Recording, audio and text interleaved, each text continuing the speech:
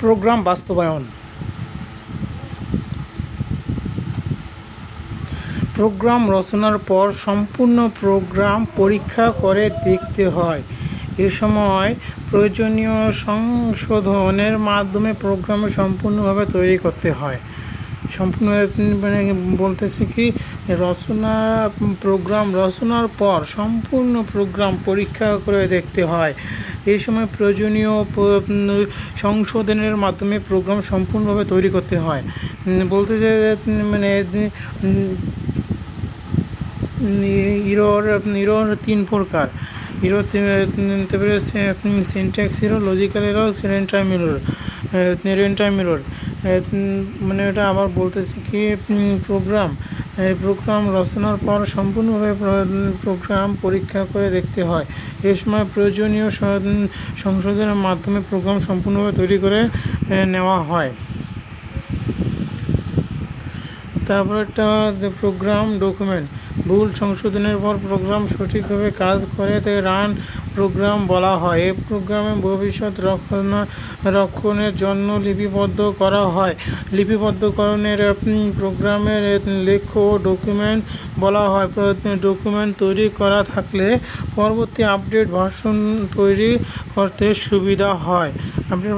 Programme document. তারপরে programme রক্ষণাবেক্ষণ।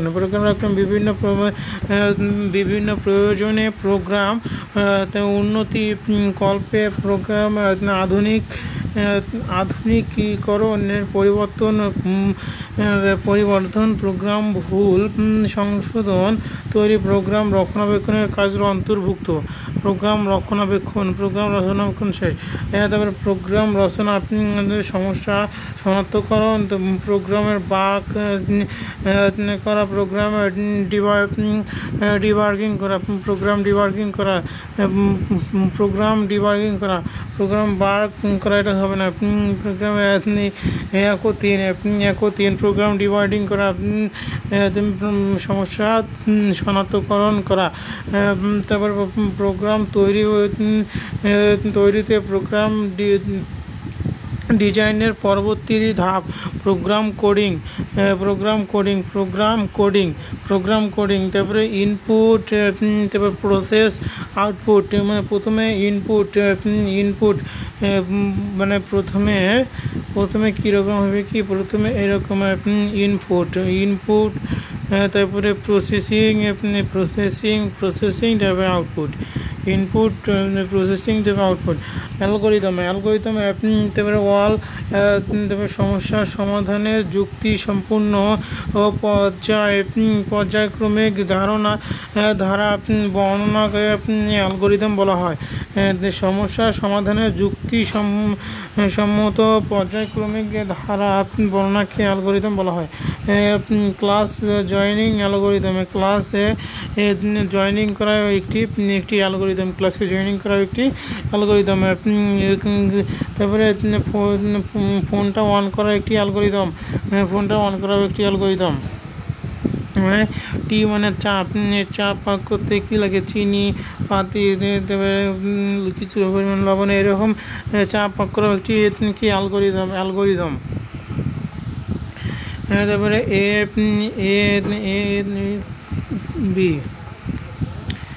তারপরে ইনপুট এবি, তারপরে প্রসেস কস থিটা। অ্যালগরিদম একটি ত্রিভুজের ক্ষেত্রফল নির্ণয় অ্যালগরিদম হলো স্টেপ 1।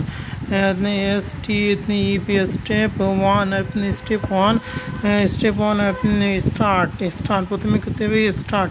তারপরে ইনপুট, তারপরে স্টেপ 2 ইনপুট, তারপরে ইনপুট বিওয়াই ইনপুট। এই প্রশ্নে দেওয়া থাকবে বিএস ইনপুট। তারপরে ক্ষেত্রফল এরিয়া, এরিয়া সমান হাফ ইন্টু ভূমি গুণন উচ্চতা বি ইন্টু এইচ। তারপরে প্রিন্ট স্টেপ 4, মানে step 4 print area. Step 5 end end step 5 হলো ইন্ড। স্টেপ 5 ইন্ড। তারপরে এই যে একবারে লিখিত আছে একটি ত্রিভুজের ক্ষেত্রফল নির্ণয় অ্যালগরিদম। প্রথম ধাপ হলো শুরু, দ্বিতীয় ধাপ হলো ত্রিভুজের ভূমি উচ্চতার মান গ্রহণ, তৃতীয় ধাপ হলো ত্রিভুজের ক্ষেত্রফল হাফ গুণ ভূমি ইন্টু উচ্চতা সূত্রে ব্যবহার করে ক্ষেত্রফল নির্ণয়, ত্রিভুজের ক্ষেত্রফল প্রদর্শন। তারপরে পঞ্চম ধাপ হলো শেষ ধাপ এটি। পঞ্চম তারপরে 3টি ধনাত্মক পূর্ণ সংখ্যা যোগফলের অ্যালগরিদম। তারপরে প্রথমে ধাপ মানে স্টেপ 1-এ স্টার্ট, স্টেপ 2-এ ইনপুট এ বি সি, তারপরে যোগফল মানে 3টি ইনপুট নিতে হবে। তো তারপরে step 3 S U M sum into A plus B plus C, A plus B plus C. তারপরে step S A plus B plus C. তারপরে স্টেপ 4-এ print P R I N T, print sum S U M, print sum. Step 5-এ end, step 5-এ end. তারপরে 2 number 3টি ধনাত্মক পূর্ণ সংখ্যা যোগফল নির্ণয় অ্যালগরিদম। প্রথমে শুরু, তারপরে ইনপুট দিতে হবে এ বি সি ডি, এ বি সি চলকের মান গ্রহণ, তারপরে এ বি সি চলকের মান যোগ করে সাম চলকে রাখি, মানে S U M sum into equal A plus B plus C, A plus B plus C. তারপরে ফলাফল হিসাব সাম চলকের মান প্রদর্শন। স্টেপ 5-এ শেষ ধাপ। তারপরে ফ্লো চার্ট, একটি চিত্র ভিত্তিক পদ্ধতিতে বিশেষ কতগুলো চিহ্নের সাহায্যে একটি নির্দিষ্ট সমস্যার সমাধান করা তাকে ফ্লো চার্ট বলা হয়। অ্যালগরিদম চিত্রসহ রূপ, মানে এই চিহ্নকে স্টার্ট, তারপরে এই চিহ্ন হলো ইনপুট, তারপরে ইনপুট এটা এই চিহ্ন হলো প্রসেস। আপনার এই যে প্রতিকরণ প্রক্রিয়া কাজ কী রকম হবে তা নির্ণয়ে প্রতীক ব্যবহার করা হয়। ইনপুট আউটপুটের জন্য যে এই ঘরটা দিতে হয়, ইনপুট আউটপুট।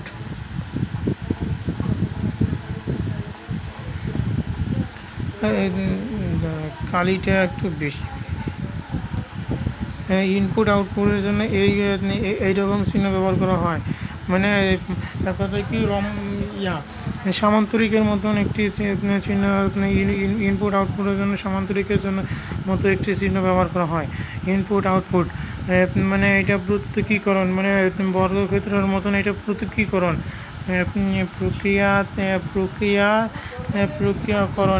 প্রক্রিয়াকরণ। তারপরে ইনপুট আউটপুট, তারপরে এটা হলো ইনপুট আউটপুট মানে সমান্তরিকের মতন সেটা হলো ইনপুট আউটপুট। তারপরে এরকম ডিমের মতন যেটা, এটা হলো শুরু। তারপরে ডিমের মতন যেটা শুরু। তারপরে এই যে এইরকম যেটা আছে বর্গক্ষেত্র, উল্টা বর্গক্ষেত্র, এটা হলো সিদ্ধান্ত।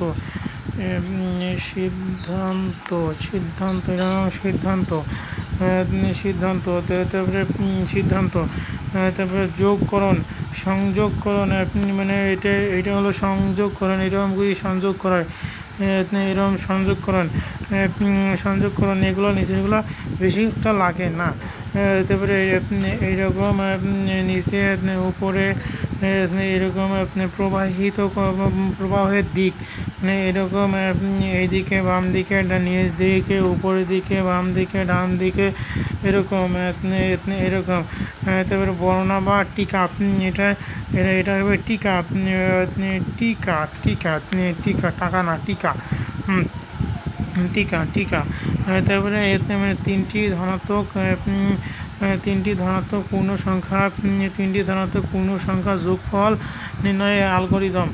স্টার্ট, মানে এরকম START স্টার্ট। তারপরে ইনপুট এরকম ইনপুট ইনপুট এটা লিখবেন input INN input INN input ABC input দিতে হবে ABC তারপরে তারপরে সাম মানে একটা বর্গক্ষেত্র সাম সাম মানে যোগ করা এরকম বর্গক্ষেত্র তারপরে তারপরে প্রিন্ট সাম বর্গক্ষেত্র প্রিন্ট এরকম যেটা ইনপুটে যেটা ঘরে প্রিন্টের সেটা PRINT প্রিন্ট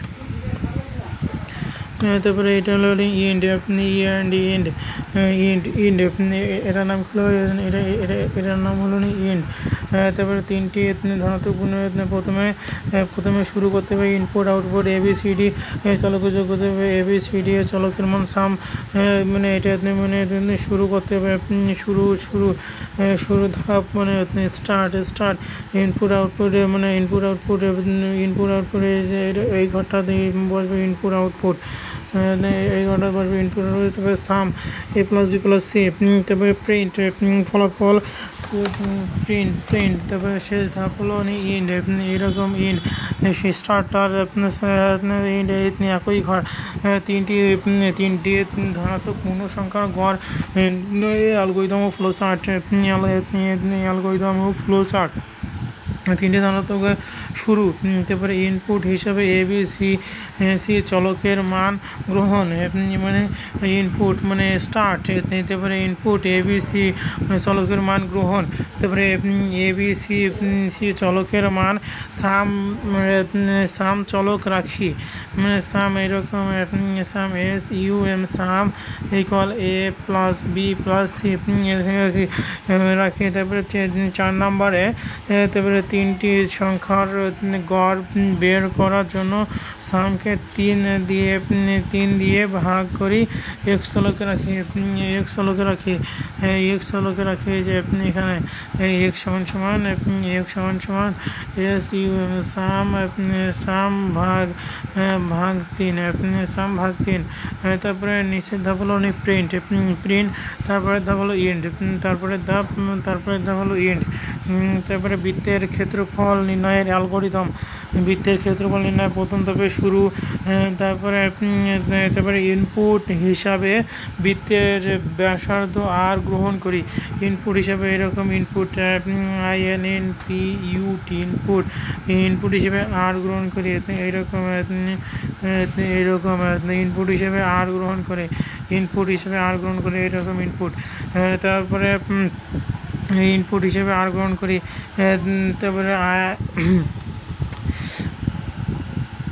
তারপরে কি ধাপ 3 এরিয়া তারপরে পাই আর স্কয়ার আর ইন্টু আর তারপরে প্রিন্ট তারপরে এন্ড